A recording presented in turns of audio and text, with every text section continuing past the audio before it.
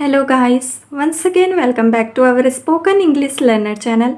आज हम फिर आपके सामने न्यू फ्रेजेस के साथ न्यू सेंटेंस लेकर आए हैं, जिसको फिर से हम जो पढ़ चुके हैं sentence, that is tense, modals और जो भी मीन्स नरेशन, ये इससे रिलेटेड ही सेंटेंस बनेंगे एंड उसके साथ ही हमने फ्रेजेस वर्ड को जोड़ने की कोशिश किया है ताकि आपको न्यू वर्ड्स भी मिले इन स्पोकन। क्योंकि हम जब स्टैंडर्ड फॉर्म में हमको बोलना रहता है तो हम सेम मेनली नॉर्मल चीज़ को ही बोलते हैं, नॉर्मल वर्ब का यूज़ करते हैं, मुहावरे दैट इज़ फ्रेजेस।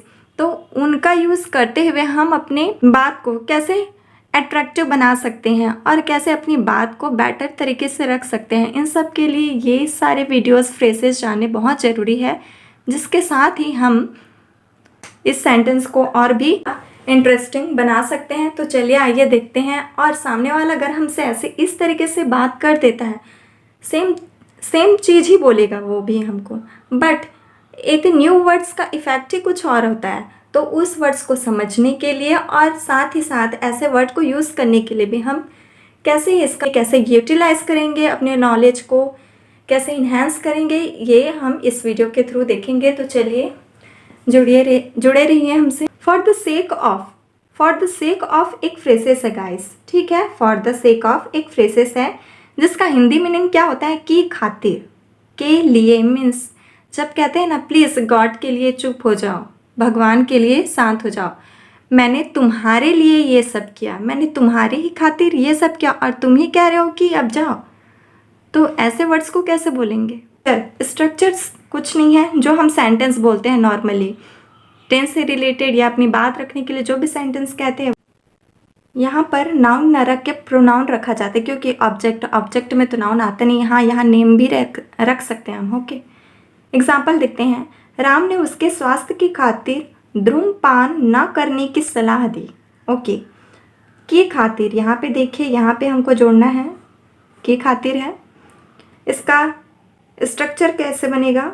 सेंटेंस पहले देखते हैं। धूम्रपान न करने की सलाह दी।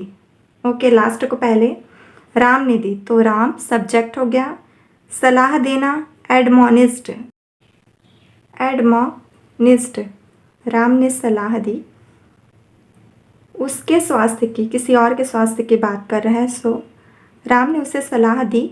यहाँ तक हो गया, राम ने उसे सलाह दी, उसे चेताया। एडमोनिश मीन्स होता है उसे चेताया, उसको सही राह दिखाना, ठीक है।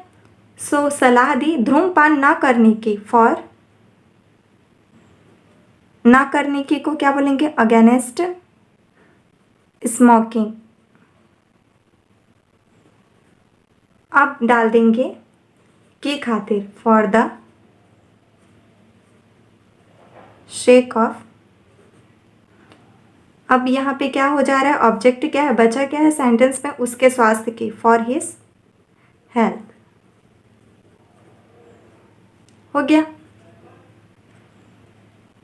अब नेक्स्ट देखते हैं। कृपया करके भगवान की खातिर मुझ पर आरोप लगाना बंद कीजिए, बंद करो, ठीक है। सो कृपया करके, प्लीज़, शॉर्ट में लिखते हैं प्लीज़, बंद करो। स्टॉप ब्लेमिंग ऑन मी, मुझ पर आरोप लगाना बंद कर दीजिए। For the sake of God, for the sake of God, भगवान की खातिर। ये रहा। अब नेक्स्ट देखते हैं, ये इसी का एडवांस फॉर्म है। जैसे कि फॉर द सेक ऑफ के बाद ऑब्जेक्ट लगाए थे, सेम ये ऑब्जेक्ट ही है, बट हम यहाँ पे जेरंड का यूज़ करके आपको बताना चाह रहे हैं। जैसे कि हम कहते हैं, वो सिर्फ कहने के लिए कह देता है, बाकी कुछ करता नहीं है। वो सिर्फ कहने के लिए कर देता है, वो सिर्फ पढ़ने के लिए पढ़ता है, उसका पढ़ने में कोई इंटरेस्ट नहीं है। तो जब भी हम ऐसे सेंटेंसेस यूज़ करना चाहते हैं तो डायरेक्ट सबसे पहले हमारे माइंड में आता है कि इस छोटे से पॉइंट को पकड़ेंगे कहाँ से, इसके लिए वर्ड कहाँ से बोलेंगे। तो इसको आइए ऐसे बोलते हैं, देखते हैं। वह अपनी पढ़ाई सिर्फ पढ़ने के लिए पढ़ देता है। यहाँ भी सेम है, सेंटेंस को पहले लेंगे, वह पढ़ देता है। So he reads just for the sake of, just for the sake of पढ़ने के लिए, reading. Gerund form, ING form को कहते हैं, वर्ब का आईएनजी फॉर्म।